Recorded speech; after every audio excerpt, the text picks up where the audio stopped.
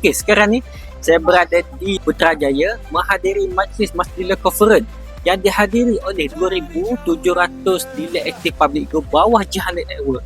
So kat sini kita belajar macam mana untuk mendidik masyarakat berkaitan dengan berkaitan dengan emas. Macam mana nak bina bisnes, bagaimana untuk mencapai impian. Semuanya diajar dekat sini. Sebab itulah ada orang tanya saya kenapa kekal dengan public go sedangkan harga public go mahal. Sebab ni dah tuan-tuan.